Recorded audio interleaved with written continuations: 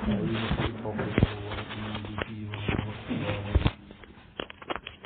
بالله من شرور أنفسنا ومن سيئات أعمالنا من يهده فلا مضل له ومن يضلل فلا هادي له ونشهد أن لا إله إلا الله وحده لا شريك له ونشهد أن سيدنا وسندنا وحبيبنا وشفيعنا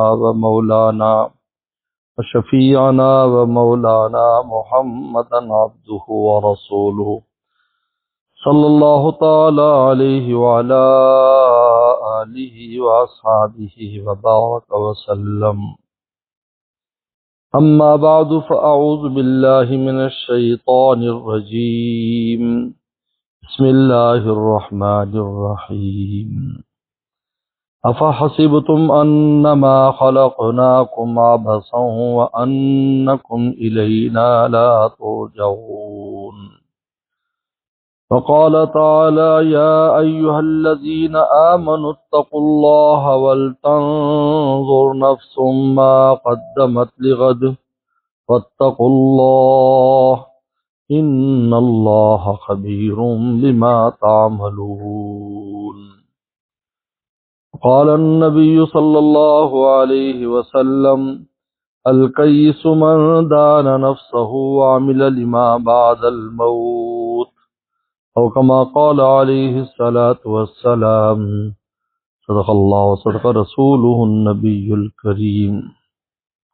میرے محترم بزرگ اور دوستو، انسان اپنے آپ کو ضائع کب کرتا ہے، کب اپنے آپ کو بیکار کرتا ہے؟ اللہ تعالیٰ نے ہمیں بتایا کہ انسان کب بیکار ہو جاتا ہے. افحسبتم انما خلقناکم عبثا، کیا تمہارا گمان یہ ہے کہ ہم نے تمہیں بیکار پیدا کیا ہے، عبث؟ وانکم الینا لا ترجعون، اور تمہیں ہمارے پاس واپس نہیں آنا. یہ جب فکر آخرت ختم ہو جاتی ہے تو آدمی اپنے آپ کو ضائع کر دیتا ہے. یہ نکتہ ہے. اور اگر آخرت کی فکر رہے کہ مجھے آگے جانا ہے، اللہ تعالیٰ کے سامنے پیش ہونا ہے، تو پھر انسان اپنی ان فطری صلاحیتوں کو استعمال کرتا ہے جو اللہ نے اس انسان میں رکھی. ہمارے اندر اللہ نے بہت کچھ رکھا ہے. ہمارے استاد مفتی ولی حسن ٹونکی رحم اللہ، جو شیخ الحدیث تھے بنوری ٹاؤن کے مفتی اعظم پاکستان، فرمایا کرتے تھے کہ اللہ تعالیٰ نے انسانی روح کے بارے میں یسألونک عن الروح قل الروح من امر ربی، پوچھتے ہیں انسان کے روح کے بارے میں، فرمائی امر ربی ہے، اس میں اللہ کا امر شامل ہے. ہر روح میں نہیں، یہ انسانی روح میں ہے. جب اللہ تعالیٰ کا امر شامل ہے تو اس روح میں خاص شان ہے. اگر یہ آخرت پہ متوجہ ہو جائے تو فرشتے پیچھے رہ جاتے ہیں، یہ انسان آگے نکل جاتا ہے، فرشتوں کا مخدوم بن جاتا ہے، فرشتے اس کے خادم ہو جاتے ہیں. تتنزل علیہم الملائکہ، قرآن خود کہتا ہے بہت سے لوگ وہ ہیں جن پر فرشتوں کی جماعتوں کی جماعتیں اترتی ہیں، ان کے ساتھ رہتے ہیں، خادم بن کے رہتے ہیں. اور اگر دنیا کی طرف جاتا ہے تو ایسے ایسے کائنات میں کام کر دیے، خود دنیا حیران ہے کہ کیا کر رہا ہے انسان. اور سب سے بڑی صلاحیت جو اللہ نے ہم میں رکھی ہے وہ اپنی دوستی کی رکھی. اللہ سے دوستی کی جو صلاحیت ہے وہ اللہ تعالیٰ نے اس حضرت انسان میں رکھی کہ اللہ تعالیٰ کا دوست بن سکتا ہے، اتنا اونچا جا سکتا ہے مقام دوستی پر. اور آپ کو پتا ہے کہ جو دوست ہوتا ہے اس کو دوست اپنے پہلو میں بٹھاتا ہے. چنانچہ قرآن مجید نے ان المتقین فی الجنات ونہر فی مقعد صدق عند ملیک کی مقتدر، سچائی کی تختوں پر، سچائی کی سیٹوں پر، سچائی کی بیٹھنے کی جگہ پر ملیک مقتدر کے پاس بیٹھے ہوں گے. عند ملیک، بالکل قریب بیٹھے ہوں گے، کیونکہ دوست پاس بٹھاتا ہے اس کو. سب سے بڑی یہ صلاحیت ہے. اسے کہتے جتنے طبقات ہیں، چاہے وہ نیک لوگ ہوں، ہر ایک پچھتائے گا یار یہ کر لیتا وہ کر لیتا، لیکن جو دنیا میں اللہ کی دوستی حاصل کر لیتے ہیں ان کو کوئی پچھتاوا نہیں ہے، کیونکہ سب جو چیز تھی وہ حاصل کر لی۔ آخری منزل یہی ہے، انسان کی آخری منزل یہ ہے کہ خدا کا دوست بن جائے، اللہ اس کا دوست بن جائے، وہ اللہ تعالیٰ کا دوست بن جائے۔ لیکن اتنی صلاحیتوں کو ضائع کر دیتا ہے، بالکل بیکار، جانور ہو جاتا ہے، جانوروں سے بھی نیچے چلا جاتا ہے۔ تب وَالنَّقْوِلِينَ لَا تُرْجَعُونَ، جب یہ دل میں ہوتا کہ مجھے جانا نہیں ہے، مجھے تو بس یہی دنیا کی زندگی ہے۔ جو مومن نہیں ہے ان کا تو عقیدہ ہی نہیں ہے،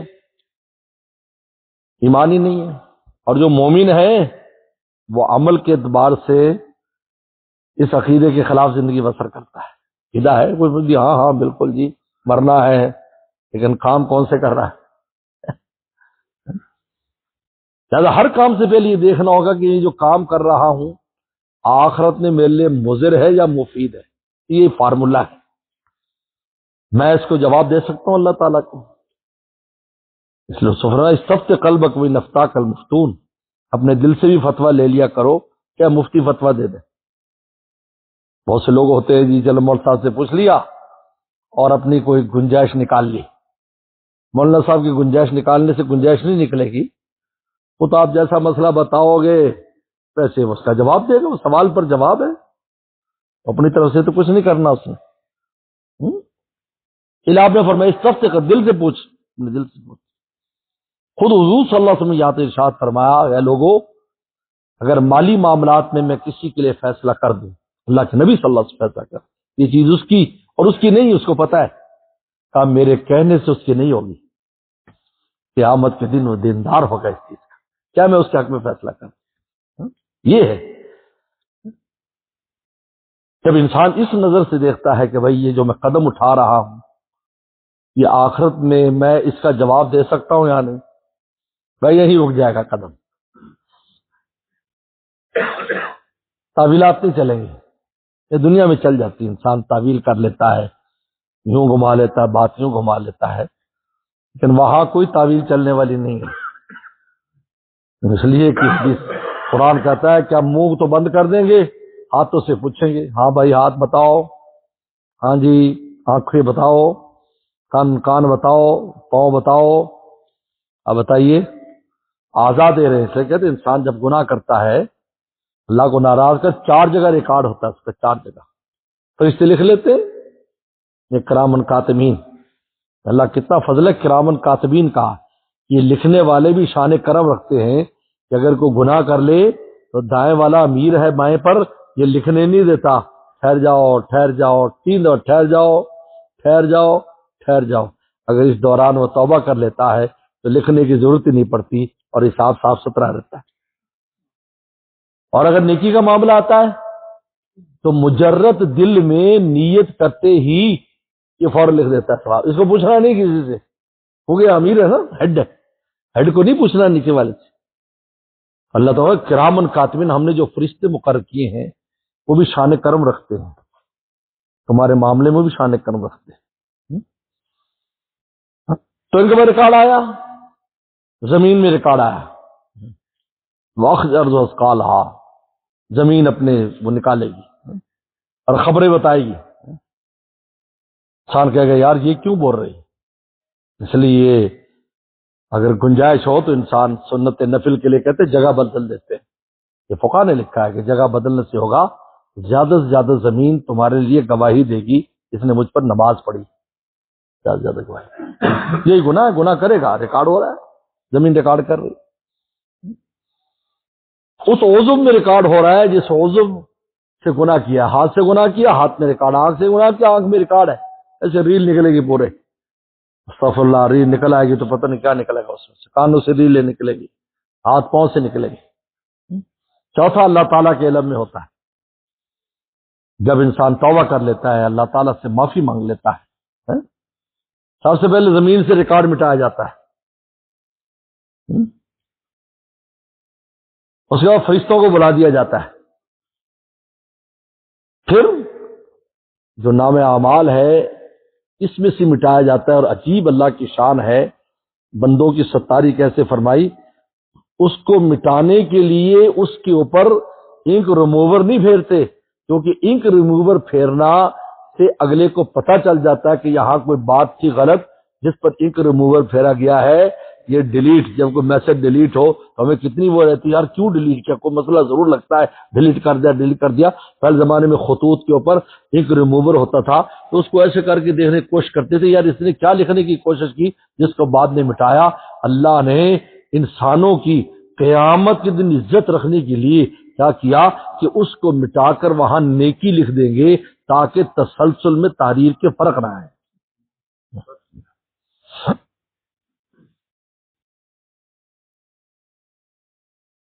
تو آپ بتائیے میرے دوستو، جب اس فکر کے ساتھ قدم اٹھاتا ہے کہ آخرت میں فرمایا القیس من دان نفسہ لما بعد الموت، عقل مند انسان وہ ہے جو اپنے نفس کو قابو کر کے موت کے بعد والے اعمال کرتا ہے، ہر عمل میں دیکھتا ہے کہ مجھے آخرت میں کیا ملنے والا ہے۔ راجہ امام بخاری رحمۃ اللہ علیہ نے مستقل ایک باب باندھا ہے کہ ہر عمل میں اگر تم ثواب چاہتے ہو تو دو کام کرو، ہر عمل میں، کیا دنیا کے کام ہے؟ ہمارا کوئی کام دنیا کا نہیں ہے، کوئی مومن دنیا دار ہوتے ہی نہیں ہے، یہ کنسیپٹ ہی غلط ہے، یہ دنیا استغفر اللہ کیا کرو، تھوڑا سا یوں کرنے سے تو دیندار بھی ہو جائے گا، ادھر جائے گا تو دنیا دار، ادھر سے دیندار۔ دو چیزیں امام بخاری نے سب سے پہلے نیت کرو اللہ کو راضی کرنے کی، ہر کام میں، یہاں تک کہ آپ نے فرمایا سعد بن ابی وقاص رضی اللہ تعالیٰ عنہ سے بخاری شریف میں، سعد بن وقاص رضی اللہ تعالیٰ عنہ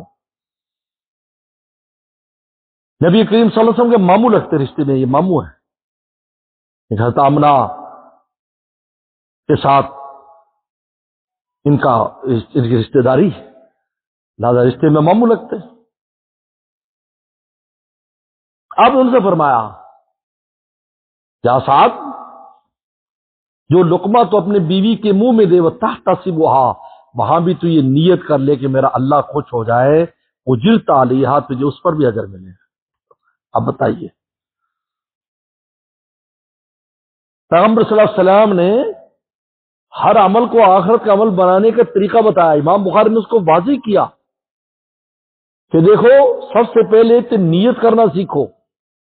حضرت شیخ زکریا رحمہ اللہ فرماتے تھے کہ انسان سب سے پہلے جو چیز سیکھتا ہے خدا کے راستے میں وہ نیت ہے کہ آپ جو کام کر رہے ہیں کس کے لیے کر رہے ہیں۔ اگر یہاں تھوڑا سا رک کر اپنی نیت اللہ تعالیٰ کے لیے بنا لیں، یہی وہ فکر آخرت ہے جس سے انسان کی صلاحیت کھل کر سامنے آتی ہے، کوئی بھی کام ہے۔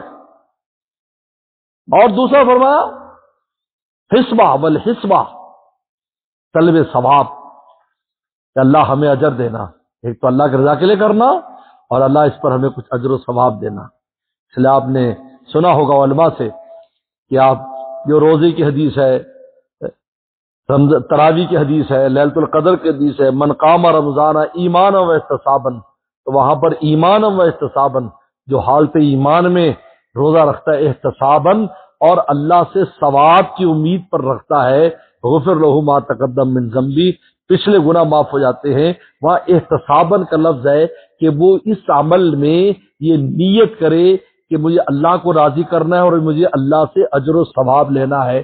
حضرت سید انور شاہ کشمیری رحم اللہ، حضرت بنور رحم اللہ کے استاد تھے اور سارا فیضان ان سے حاصل کیا تھا، وہ فرمایا کرتے تھے جہاں پر بھی کوئی ایسی چیز جو بطور عادت کی بھی لوگ کرتے ہیں، جیسے صبح شام تک ڈائٹ کر رہا ہے، صبح کو کھا لیتا ہے پھر رات کو کھاتا ہے، ڈائٹنگ کر رہا ہے، پورے دن وہ ڈائٹ پر ہے، جی ہماری ڈائٹنگ ہو رہی، کیونکہ وزن بڑھ رہا ہے اور کولیسٹرول بڑھ رہا ہے، اور ڈاکٹر نے کہا کہ ڈائٹنگ کر، ساری رات جاگ رہا ہے اس لیے کہ مزدوری کر رہا ہے، رات کو اوور ٹائم لگا رہا ہے، پگار زیادہ ملے گی، تنخواہ زیادہ ملے گی، ساری رات جاگ رہا ہے۔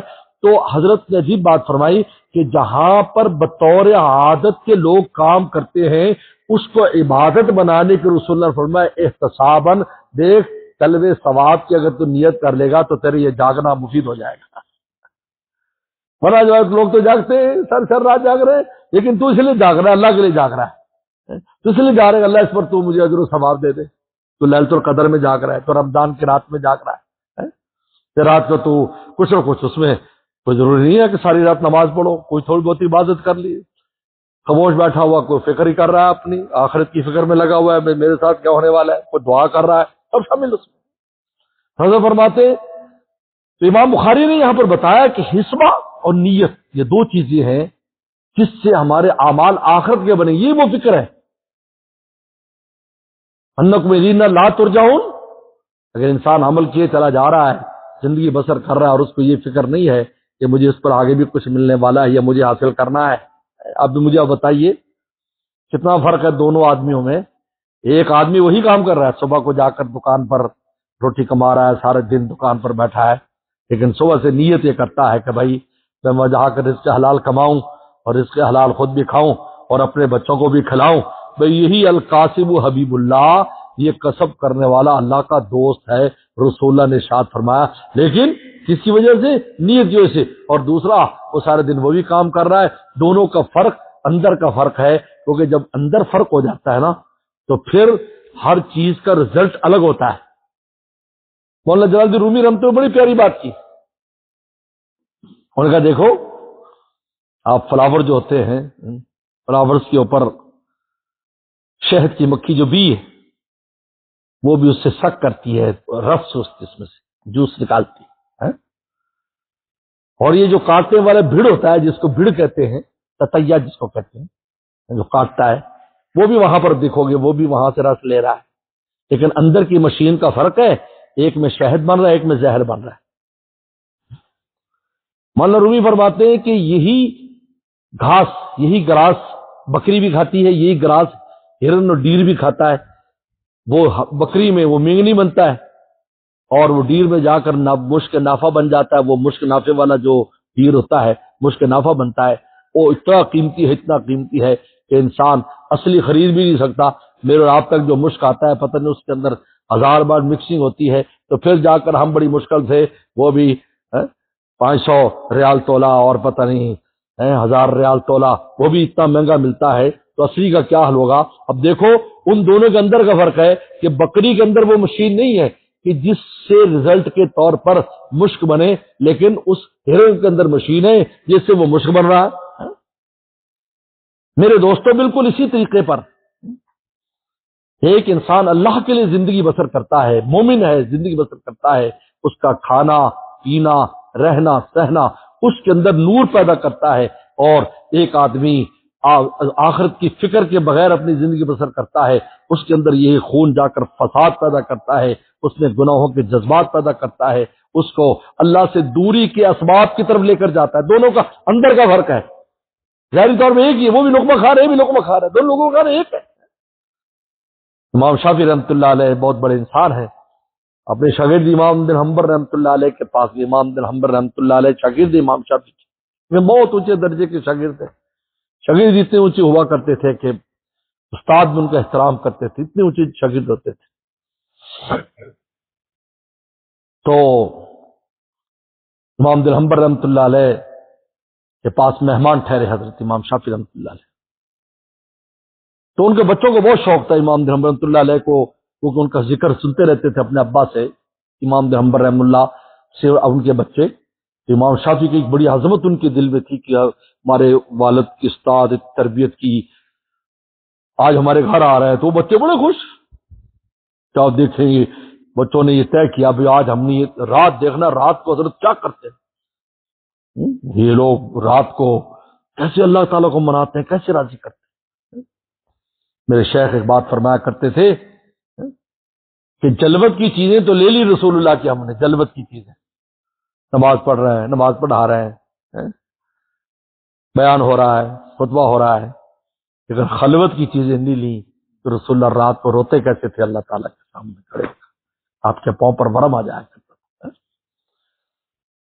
تو انہوں نے کہا ہم دیکھیں گے.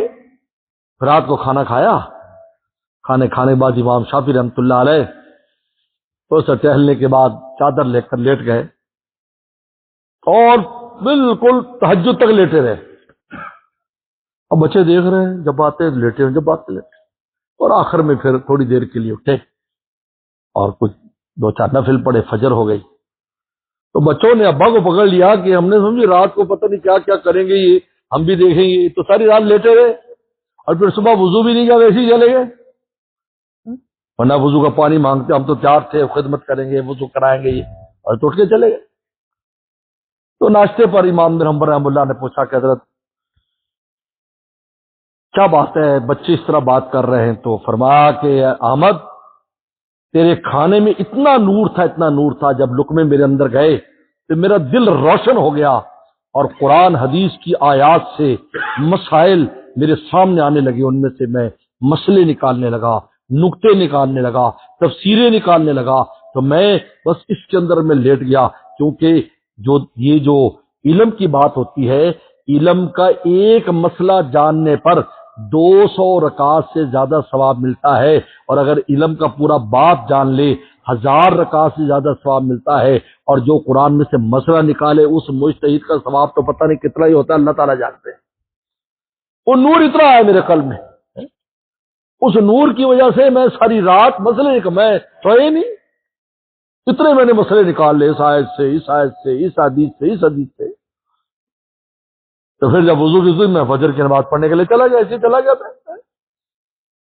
میرے دوستو، اندر کا جب فرق ہوتا ہے تو پھر اس میں کھانا پینا، رہنا سہنا مومن کی عام انسان کی طرح زندگی بسر کرتا ہے۔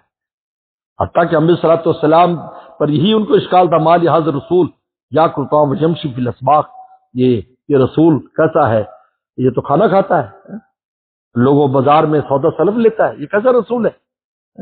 لیکن بات ہے اندر کی ہے، انما انا بشر مثلکم یوحی الیہ، میں طبی تقاضوں میں تمہاری طرح انسان ہوں، لیکن میرا قلب اللہ کے وحی کا تحمل کرتا ہے جس کا تم سوچ بھی نہیں سکتے، تصور بھی نہیں، پہاڑ بھی اس کو برداشت نہیں کرتا۔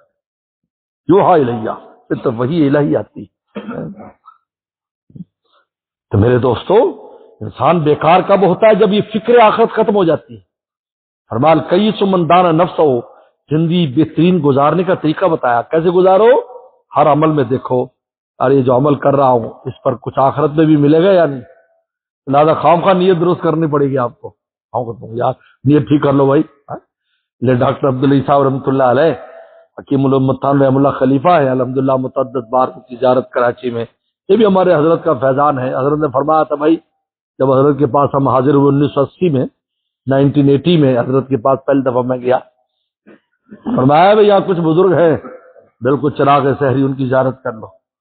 حضرت کے کہنے پر ہم نے وہاں نازم آباد حضرت کے وہاں گئے، زیارت کی۔ مفتی رشید صاحب رحمۃ اللہ علیہ کے قریب ہی حضرت رہا کرتے تھے، تو ان کی ذات کے لیے جاتے تھے تو حضرت 2 باتیں بڑی عجیب فرماتے تھے۔ نصیحت، ایک نصیحت، صبح سے نیت کر لو اللہ سارا دن جو بھی کام کروں گا تجھے راضی کرنے کے لیے کروں گا۔ اس سے کیا ہوگا؟ دن بھر کے کام چاہے وہ دنیا کے بظاہر کہلاتے ہوں، وہ بھی آخرت کے کھاتے میں ہوں گے۔ میں نے بتایا کہ مومن دنیا دار ہے ہی نہیں، بس تھوڑا سا گاڑی کا رخ پھیرنے کی ضرورت ہے رخ پھیرنے کی ضرورت ہے تو آخرت پھر چلی جائے گی، اور دوسری طرف چلی جائے گی۔ یہ نیت کر لو۔ اور دوسرا، اور میں ہر کام سے پہلے تھوڑی دیر کے لیے، کوئی بھی کام ہے، بیگم نے کہا چاہے دودھ لے کے آ، چاہے گروسری لے کے آؤ، تھوڑی دیر کے لیے اللہ مجھے گروسری شاپ پہ جانا ہے، میری مدد فرما۔ فرمایا اس اتنی سی بات سے یہ دل خدا سے چپک جائے گا۔ ایک وقت آئے گا کہ ہر وقت خدا سامنے ہوگا۔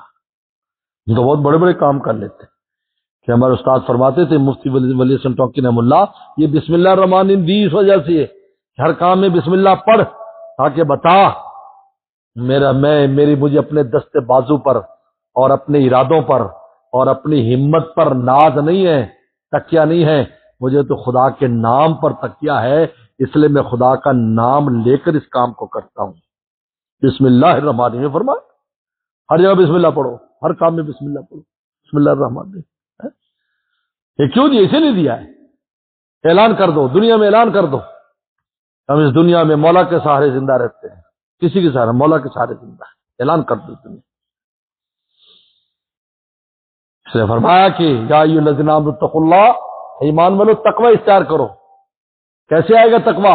گناہوں سے کیسے بچو گے؟ ولتنظر نفس ما قدمت لغد، اور نفس سوچے کہ کل کو کیا بھیجا ہے۔ یہ فکر آ کر جب انسان یہ فکر لگتی ہے نا، پھر آگے کیا ہوگا؟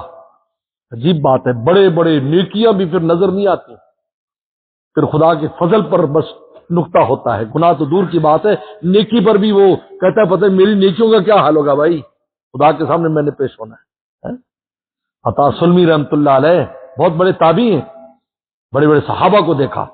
عطا سلمی رحمۃ اللہ علیہ نماز کے بعد جب نکلتے تھے چہرے پر ایسی شرمندگی ہوتی جیسے چوری کر کے آئے. کسی نے کہا حضرت، شاگردوں نے بھاپ لیا کہ حضرت آپ ایسے شرمندہ ہوتے ہیں جیسے کوئی گناہ کیا ہے. انہوں نے کہا اللہ کی عظمت کو دیکھتا ہوں اور اپنی نماز کو دیکھتا ہوں، شرم آتی ہے، بنے گا کیا ہمارا. اس لیے تو استغفار کا حکم ہے. کبھی سوچا ہم نے نماز کے بعد 3 بار استغفار کرو سنت ہے؟ گناہ تو نہیں کیا آپ نے؟ اللہ ہم یہ نماز پیش کی ہے جس میں ہم تھے ہی نہیں. امام غزالی رحمۃ اللہ کے بھائی تھے احمد نام، امام غزالی کا نام محمد ہے، ان کے بھائی تھے احمد، مجذوب آدمی تھے. تو وہ مسجد میں بس خاص کوئی نماز پڑھاتا تو پڑھتے تھے، ورنہ نماز نہیں پڑھتے تھے، اکیلے پڑھ لیتے. اما شاید امام غزالی رحمۃ اللہ علیہ وقت وہ بغداد میں ان کی ڈیوٹی تھی، بغداد میں رہتے تھے، ملنے کے لیے جاتے تھے اپنی والدہ سے. تو والدہ نے شکایت کی کہ یہ مسجد نہیں جاتا. انہوں نے کہا میں تو مسجد جانے کو تیار ہوں لیکن امام صاحب نہیں ہوتے مسجد میں. وہ تو نماز پڑھاتے ہیں، نہیں ہوتے. تو نماز کے لیے لے گئے امام غزالی، نماز پڑھی، نماز جب پڑھ لی کا امام صاحب سے ملنا ہے. انہوں نے کہا امام صاحب نماز شروع کرتے ہی آپ نے عراق سے گھوڑے خریدے اور بخارا لے گئے، وہاں سے آپ نے خچر خریدے اور شام لے گئے، اور شام سے آپ نے پتہ نہیں کون سا جانور خریدا اور اس کو آپ بغداد لے آئے اور یا عراق لے کر آئے. میں آپ کے پیچھے پیچھے بھاگتا رہا اور کہیں رکو تو بھائی، تو رکے ہی نہیں کہیں ہے یا نہیں. کہتا ہاں یار وہ بات تو ایسی ہے، خیالات کی دنیا میں ادھر گھومتا رہا. سلام کے ٹائم میں مجھے بھی خیال آیا کہ میں مسجد میں کھڑا ہوں. کیا نماز پیش کرتا ہے؟ شرمندگی. تیسرے بڑا چین استغفار کرو، استغفر اللہ وسلم، یا ہم نے آپ کی شان کے مطابق نماز پیش کری، ہمیں معاف کر دیجیے. معافی کہتے ہیں معافی ہی سب سے بڑا حل ہے. اس راستے میں ناز نہیں چلتا، نیازمندی چلتی ہے. پھر مولا کا بننا چاہتے نیازمندی اختیار کرو. تو یہ بتاؤ یہ فکر آخرت ایسی چیز ہے کہ بڑے بڑے اعمال بھی کی ہو سمجھ میں نہیں آتا کیا پیش کریں گے، کیا نتیجہ نکلے گا.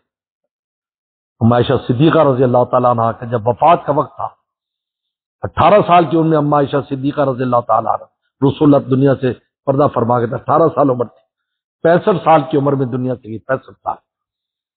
اور اما نے 18 سال سے لے کر 65 سال تک کبھی کوئی حج ناغا نہیں کیا. آج کوئی حج کرتے لوگ اعتراض شروع کر دیتے ہیں. اما نے کبھی حج، وہ ان زمانے میں جب کہ وسائل بھی ایسے نہیں تھے، ہر سال حج فرمایا. تو کیا آپ نے اما عائشہ نے کہا کہ میں جہاد کرنا چاہتی ہوں، آپ اجازت دے دے. فرمایا جہاد کن الحج، تمہارا جہاد حج ہے. لہٰذا حج بڈھوں کا اور عورتوں کا لیے جو حج ہوتا ہے یہ جہاد کے حکم میں ہوتا ہے. لہٰذا وہ فی سبیل اللہ جہاد کے حکم میں مجاہد اور مجاہدہ بن کر رہتے ہیں جب تک گھر واپس نہ پہنچے. اور گھر آنے کے بعد بھی یہ پروٹوکول ہے، ایک روایت میں 40 دن اور دوسرے روایت میں 4 مہینے تک جو دعا کرے گا قبول ہو جاتی ہے. اتنا اعزاز اللہ نے. اس لیے دعا بھی یہ سالمین غانمین. اس دفعہ حج پر حاضر ہوا، میں نے اس دعا کی شرح مدینہ شریف میں دوستوں سے کی کہ مدینہ حاضری کے وقت یہ دعا لکھی بزرگوں نے کہ جب روزے پر حاضری دو، اے اللہ یہ آخری زیارت نہ بنانا، پھر بھی لے کے آنا سالمین غانمین، سلامتی سے مال غنیمت کے ساتھ گھر پہنچا. میں کہ یہ جو کھجی پانے جا رہے ہیں یہ مال غنیمت کے حکم میں ہے. کیوں؟ اس لیے کہ ہم مجاہد ٹھہرے، اور مجاہد جو کچھ گھر لے کے جاتا ہے میدان سے وہ غنیمت ہوتا ہے. لہذا سالمین غانمین الہوتانینا، یہ معمولی نہ سمجھو یہ وہاں کی چیز لائی ہوئی، وہ چائنا کی ادھر کی نہ دیکھو اس وقت نسبت کیا ہے کہ جی وہ تو چائنا کی ہوتی ہے. تو میں نے کہا بھائی تم کہاں کے ہو؟ پاکستان کے. میں کہ اگر پاکستان کے ہو تو پھر مدینے میں پاکستان کے احرام کا حکم ہونا چاہیے، یہ مدنی احرام کا حکم ہوگا. بتاؤ بھائی آپ سے بولو، مولا بیٹھے، مدنی احرام کا حکم ہے نا. مکہ میں ہوگا تو مکی احرام کو مسجد عائشہ سے جاؤ اور احرام باندھو عمرے کے لیے. آپ ہو گیا اب تم مکی ہو گئے. تو میں نے کہا جب ہم پر حکم، ہم باہر سے آئے اور ہم پر حکم کیا لگ رہا ہے مدنی، اب مدینے والی میقات ہماری میقات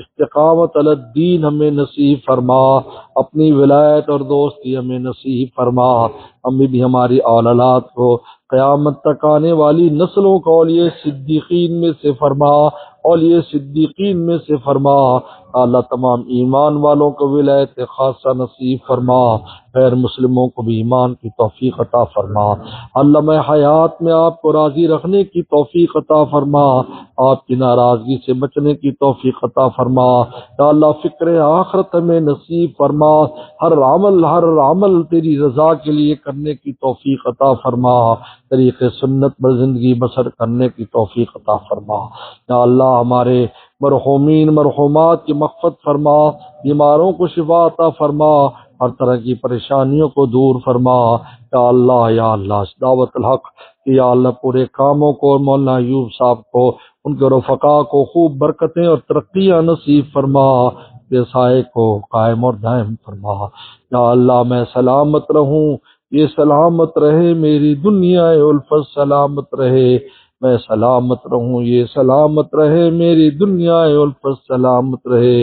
یا اللہ رزق روٹی کے جو وسائل ہمیں دی اس میں خیر و برکت پیدا فرما، قرضوں کے بوجھ سے محفوظ فرما، رزق کی تنگیوں کو دور فرما، ہماری حاجات کو پورا فرما، اور دوست کی ماں بہن کی جو بھی حاجت ہے اپنے خزانوں سے پوری فرما۔